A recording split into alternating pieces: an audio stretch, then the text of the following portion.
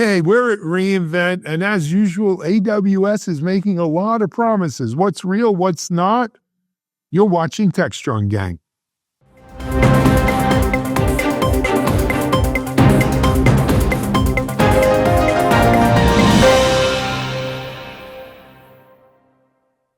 Hey, everyone, it's Alan Schimmel. It's Wednesday, and we are here having an amazing time at AWS reInvent, along with 60,000 other people strewn up and down the Las Vegas Strip.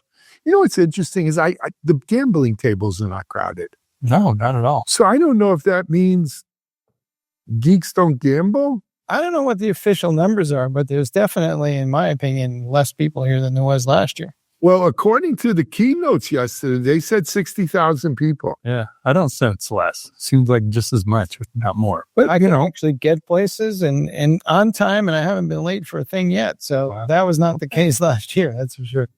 Well, maybe you're just a little lighter in your steps this year. You're a little, all that working out is paid. No experience from last year. Yeah. It's true. I might actually know where I'm going. There you go. Well, okay, we'll give you credit. Could be. You don't have that Florida man disease going on. Yeah, that's probably it. Anyway, this is Mike Vizard. He's our Chief Content Officer, and he is man on the spot at AWS. If there's something going on, he's there. He's to my left, to my right. Futurum VP analyst. He's more cerebral about things. They come to him. Mitchell Ashley. Hey, Mitchell. Hey, Mike. How are you? I'm good. Before we go any further, I got to just say one thing. I heard a rumor, and it's only a rumor, that the czar of Silicon Valley actually got off his throne and drove down here. I saw the czar. You did see him. Laying eyes on him. So it's real. He's got a sighting. He's got a sighting. He's only here for the day, though. Is it days out? Okay. Well, we'll talk about it off camera. I mean, we didn't Watch the show, you'll know. Right. We didn't prepare for a royal visit. No, well, we didn't tell him to be here either. So I take it we're not paying for this? I think he's on the Futurum nickel for that one. Okay. Welcome, John. He's dirt all day. All right. Maybe he'll take us to dinner. Okay. Moving on, though, we're happy John is here. Actually, we will try to hook up with him. So sorry he couldn't make it to John Swartz. That's what I'm referring to. Sorry he couldn't make it to our gang show today. But it's been an interesting AWS reInvent. Yesterday was sort of the big opening salvo keynotes. We had the AWS CEO up here. And I will tell you, this is the first time I've seen him live like that. And it's what I expected. This is a guy who's been working the innards of AWS engineering. I didn't think it was particularly dynamic, his presentation. I thought when Andy Jassy came out, it definitely stepped up 2 steps in terms of dynamices. Well, it being more dynamic. Well, Andy reserved the best stuff for himself, though. He was the one who was talking about the new models and all that. Well, Nova, and we're going to get into Nova. My question is Nova an AWS offering, or is that an Amazon offering? Is that something consumers download? Is it just for developers? But we'll talk more about Nova in a moment. But there were several big announcements. One set certainly was around Nova. One set was around Silicon. A new second gen and a third gen promised, as often they do here at AWS reInvent. And then the third thing was Q Developer, which sounds like where if Nova is aimed more at an individual user, Q is aimed at your developer team. Absolutely. Yeah. And assorted other sundry items and 3+ hours worth of keynotes. There you go. Let's talk about that a second. I'll be honest, I have a front row seat here in our suite at the Wynn. I live stream the keynotes on this big TV behind us. It's a great way to watch a keynote rather than sharing the room with 60,000 people. Or worse yet, being shoved off into the press room or the analyst room or the bathroom or wherever it is you want to watch this. But still, 3 hours of keynotes. There's a lot of keynotes. No. Did you sit through the whole 3, Mike? Tell the truth. I did. I sat through the whole thing. I might have took a bathroom break during the storage presentation because I knew there wasn't any net new there, so it was okay. Well, they brought affordable storage to the masses. Yes, again. A bucket. Again, once again. Yes, I sat through that one. But let's talk about the big stories, gentlemen. You mentioned Nova, so let's kick right off with that. So Nova will be available through what they call the Amazon Bedrock service, which is this place where you can mix and match models as you see fit. There'll be ones from them. There's 6 in the initial launch. There'll be a bunch more coming behind that. And they're talking about multimodal a lot and those types of capabilities. They'll be available alongside Anthropic, which Amazon has put $4 billion into. And then they also will have Mistral and all these other folks there that you can mix and match these things. Now, I kind of feel like it's similar to a lot of the things that Amazon does where they offer everything, but they kind of, push you towards their preferred thing. I think we're seeing the same thing on the process Across the board. and database It's the Amazon way. and the whole 9 yards that go with that. So sometimes, I wake up in the morning and Amazon's kind of a distributor of different technologies. And then on the other hand, there's like, here's our preferred solution that we built ourselves or that we tweaked. And we think that this is the way you should go. I just don't know how many people are going the full bite on Amazon versus, thinking through about how much they might get locked into that. I was talking to NVIDIA about that very issue where they were like, we love Amazon and God bless them, but, customers are keen and aware of the portability issues, especially post that VMware issue. And their point of view on it was, our stuff is designed to be more portable. And if you can also split up the training and the inference engines a little bit more as you see fit. And, so they weren't like quaking in their boots over the fact that Amazon had a bunch of models and was going to build their own Trainium processors as alternatives to GPUs. But they were like, it's co-opetition in its finest. There was a lot of jumping in the pool where there are other people there already. In muddying waters, yeah. I was almost waiting for, and this is included in your Amazon Prime membership. I'm serious. Wait, it's not? Yeah, well, we'll probably hear. He's serious, like, here you go. Go ahead and use It is included in your enterprise license agreement. Right. And, you can determine how many resources you want to allocate in credits to various services. image generation and the whole, any formatting. So that's what, all that. Why put it in Prime? Nova more than the other things we're going to talk about.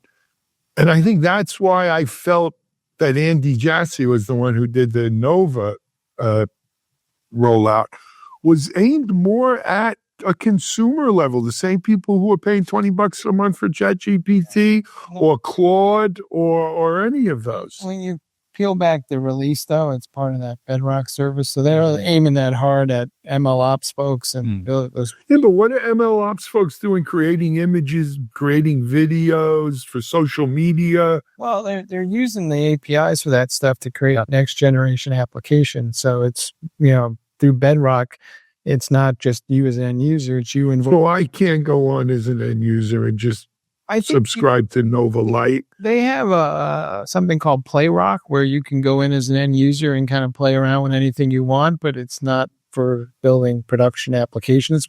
Where you're going is they want you to embed it within your applications. It isn't They want you to use that for your app. Use these APIs, make this part of whatever app. AI-empowered applications. It's part of Bedrock. And let me just give a quick plug. I'm actually doing a center stage webinar because someone else couldn't make it. With some AWS partners on building and you harnessing AWS for AI-empowered applications. And I bet you we're going to, December 11th, and we'll be discussing Nova as part of that, I guess. Okay. Yeah. Did I tell you I was doing it because someone couldn't make it? I heard that, there's a no-show. It's okay. I just don't know if, showing up with a bunch of models is going to make you supplant OpenAI and even Microsoft's those places.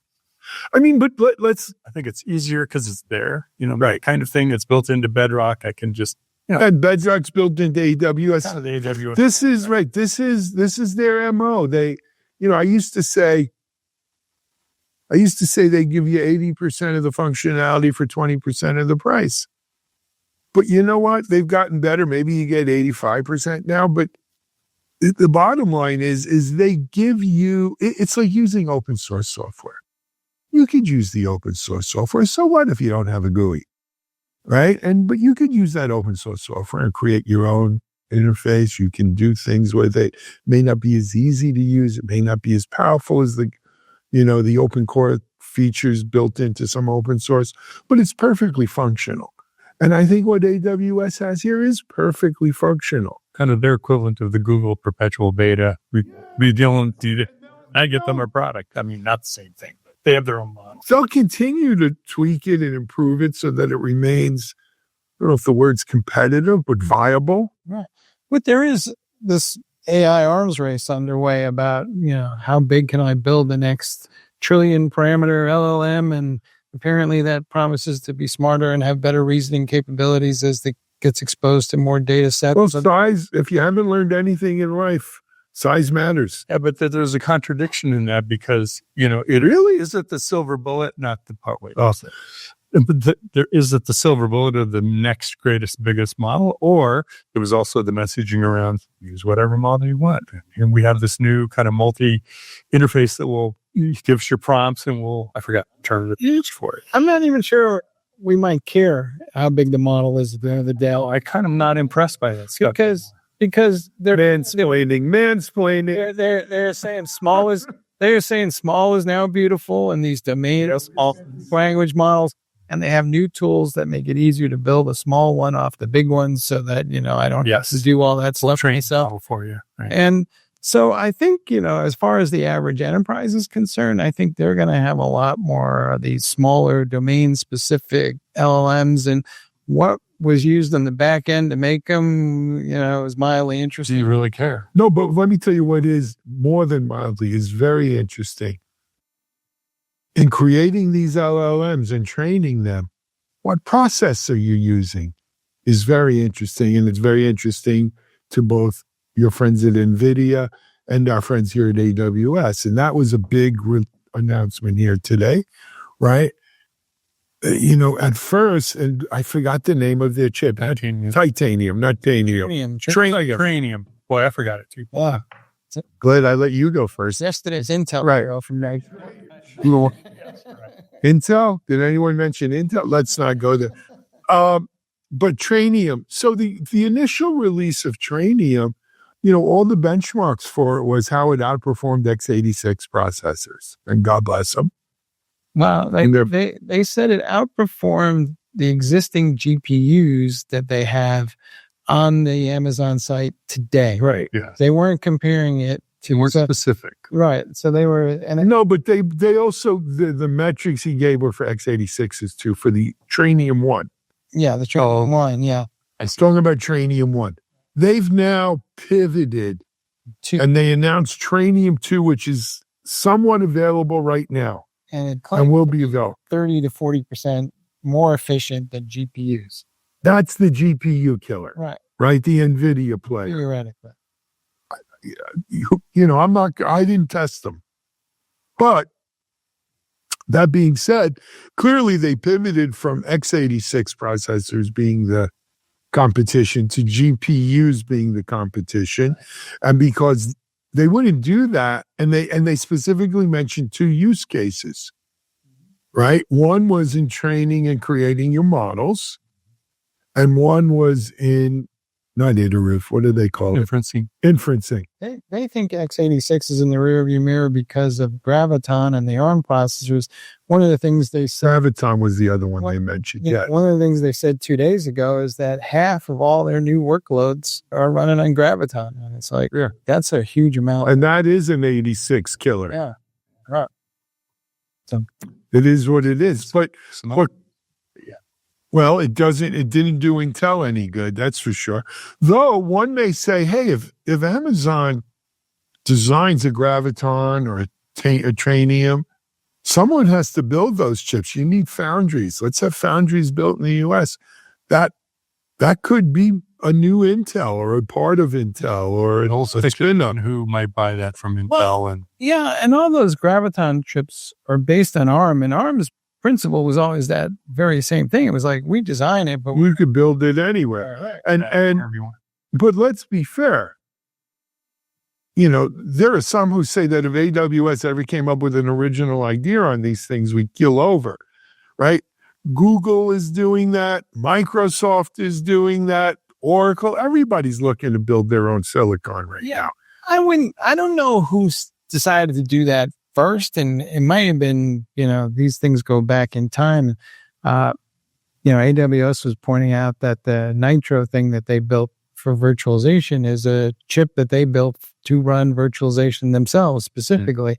And that's how that whole thing functions. And it's what they call their key differentiator. But, so I think Amazon's been thinking about building custom silicon. I think they all dreamed. If you're a cloud provider and you said, one of my big expenses, well, electricity, air conditioning, real estate.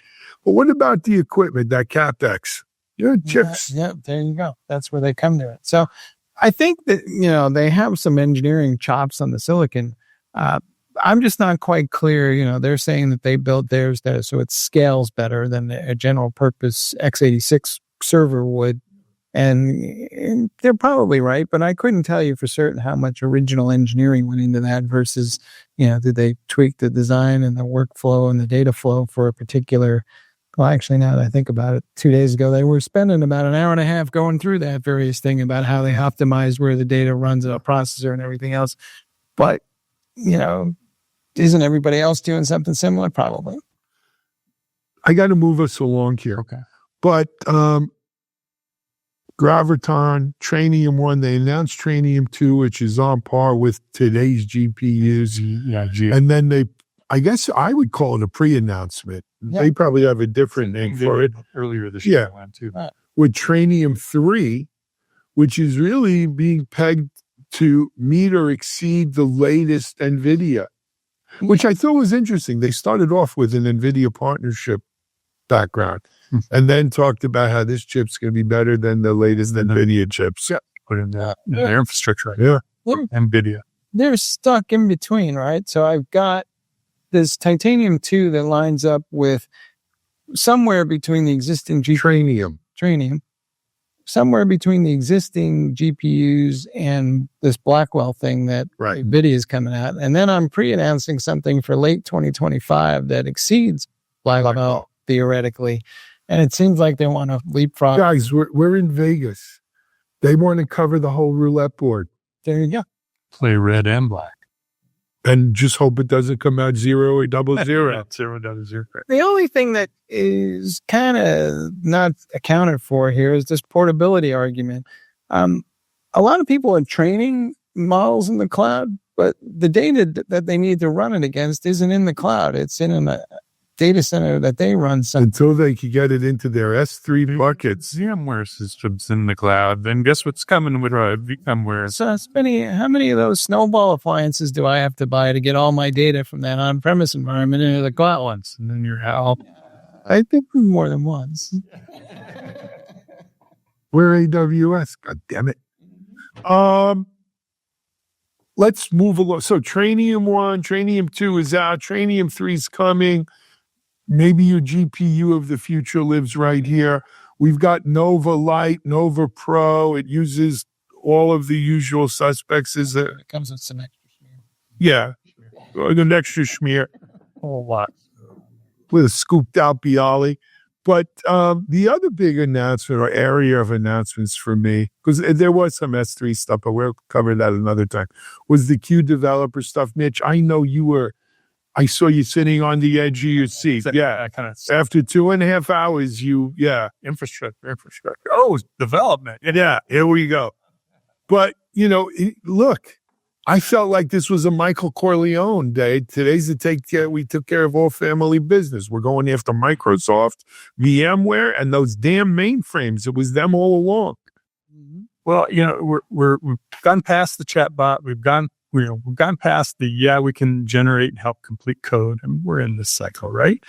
And when are we going to do something to really kind of add direct value to the bottom line. And what's the biggest impediment? It's toil. It's the backlog. It's all the things that we don't have time to do that we get pulled off of business income generating, revenue generating activity. So their announcement, they first talked about, being able to do code reviews and generate test cases. And that's not new stuff. We've heard that from Atlassian, Broadcom, so they're entering the phrase there.